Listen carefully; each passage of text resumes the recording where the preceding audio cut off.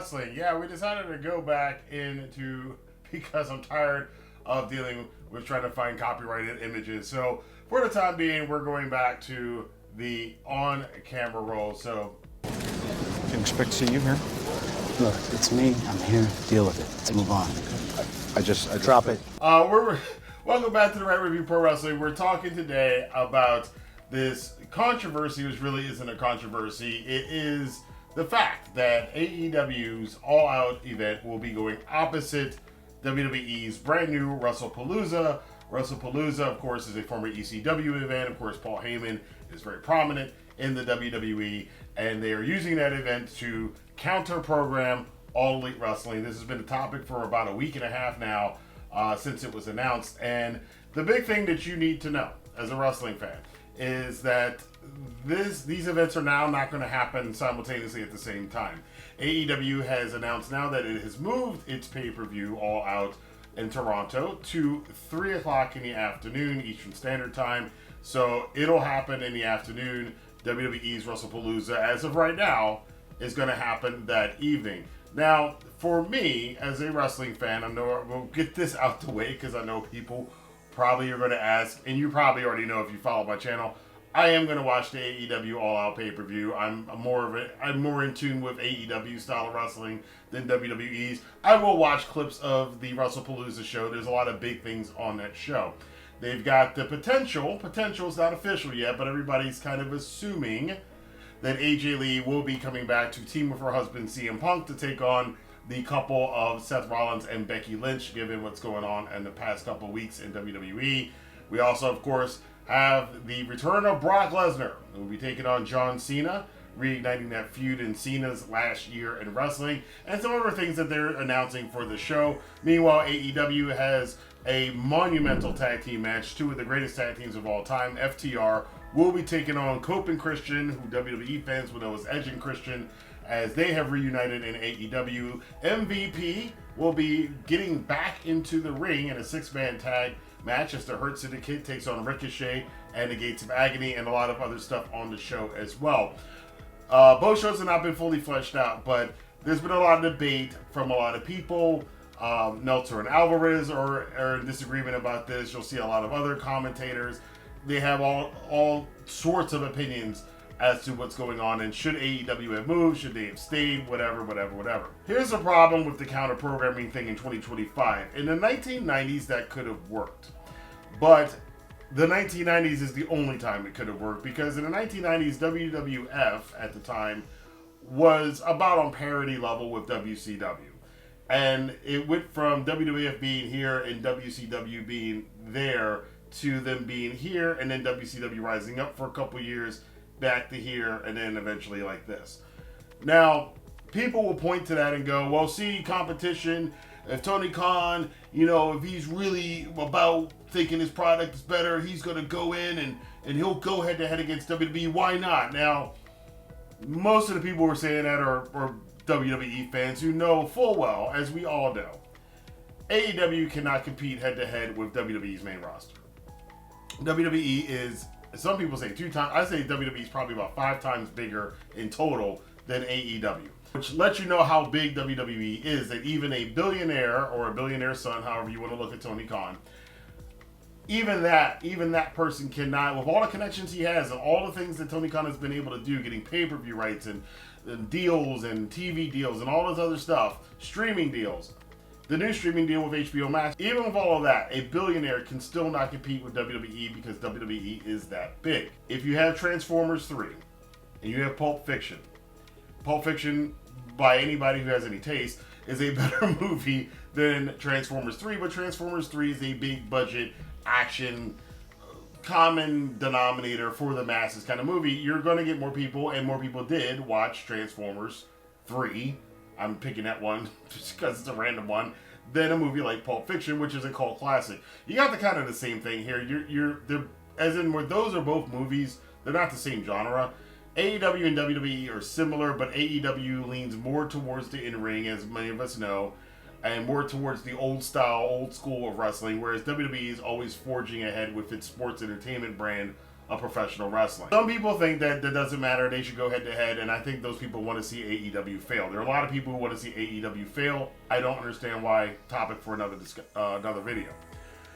The main reason why I think I am solidly in agreement with them moving All Out to earlier in the day is because as an older wrestling fan, I just celebrated 40 years of being a fan a couple weeks ago.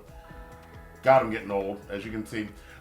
But why I am in favor of this is because before the Monday Night Wars, a very famous incident happened. It was Thanksgiving 1987, my second year as a wrestling fan, and I distinctly remember that Starrcade 87, which would have been my first Starrcade to watch live, was now going on the same night as WWF Survivor Series, which Vince created Survivor Series, a unique event with the first time meeting of Hulk Hogan and Andre the Giant after their historic WrestleMania 3 main event earlier that year.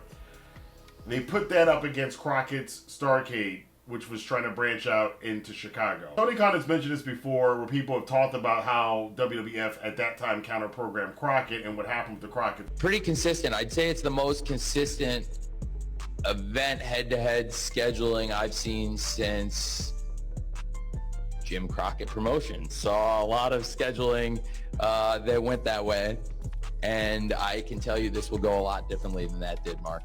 Now, the Crockett's did not make it to Starrcade 88. By the time Starrcade 88 came around the next year, the Crockett's had sold the company to Turner. So that tells you what happens when the second-tier wrestling company is going up against the number one popular wrestling company, and the number one popular wrestling company is bringing in a brand new event with a unique concept, with some, we haven't seen it in a long time, matches and some marquee stuff. The Crockett's got wiped out. And the Crockett's got wiped out for that and many other occurrences. The guy with the tennis racket goes on to this day. Jim Ross goes on to this day about how Starrcade 87 having to compete against Survivor Series, having it squashed out of the pay-per-view market because of that, was the real beginning of the downfall of Jim Crockett Promotions. Tony Khan is a history buff when it comes to wrestling history. He knows his history. He understands this. He's talked about it before. Them moving the show is fine. At some point in time, though, this is going to become a bigger problem, and that leads into my real personal commentary about this, which is, I'm even seeing WWE fans at this point saying, why is WWE bothering with this? Why are you messing with AEW? Whatever little war there was supposed to be over the last couple of years, WWE, as far as popularity and numbers, won that war. That's fine. AEW's carved out its niche of 600 to 1 million fans around the US. They have a big following over in the UK. They've got somewhat of a following in Mexico now, and they got a little bit of a following in Japan. AEW is number 2, but they're distant number 2 by metric standards. My question is not so much that, is why is it that even to this day, WWE in 2025 is still doing this stuff where it feels it needs to strangle the rest of the wrestling industry, and anybody else in the wrestling industry that tries to AEW is just trying to establish somewhere else that people who are talented wrestlers can work. If there's no room in WWE, which there isn't, or maybe they don't like to wrestle the WWE style, does that mean that all the wrestlers like that should be locked out of being able to make a career in wrestling because they choose a different style? Does it mean their fans should not have big wrestling events, big pay-per-views, all-ins, forbidden doors? We shouldn't have that? That's what me as a wrestling fan sees from what WWE is doing, and it is absolutely unnecessary. And it is part of the reason why that company, as much as I find some of their product entertaining, I don't like their business practices. Any other industry, this is considered terrible. And the wrestling industry, amongst the people in the industry and fans, they're like, some people are cheering it on. I don't know why you would ever cheer on for less of the product that you claim to like, but here we are. Bottom line to this is, there is no reason for this. WWE is going to continue to do things like this, and again, it's overall to the detriment of the wrestling industry. The Monday Night War was a unique situation. You had two companies that were about at equal levels competing against each other on Monday nights.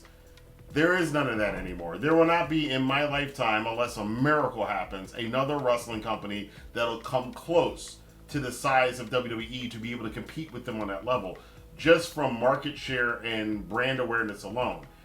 Most people in the world, in the modern world, know what WWE is, even if they don't watch it. A lot of people don't know what AEW is, or that AEW is even a wrestling company. Some people might think it's a root beer. They might think you'd be talking about A&W, a root beer or something. Like, it's not, AEW is not there in the mainstream yet. WCW had the benefit of inheriting all of the Mid-South and Crockett territories, and that's why they had a built-in crowd. AEW basically built this crowd off of being the Elite's YouTube channel. That's where that was their basis for creating AEW. I think it's pointless. I think AEW did a good job with moving their pay-per-view, and I hope at some point in time WWE can finally find the security, because it seems very insecure, and like punching down to go, okay, AEW's got their 8-9 pay-per-views a year, whatever. But we can't, because wrestling in the industry and in the community has way too many toxic people in it. Hopefully, again, as time goes on, that'll change. I figure if AEW can get to 10 years, this might settle down. Whether or not I'll be still watching wrestling or you'll still be watching wrestling by the time that happens, that's up in the air. But I do think the main thing for AEW to do right now is to focus on smart business decisions for them. They're going to get boxed out by the big guys. WWE's been doing this again for over 40 years of doing this stuff to other promotions.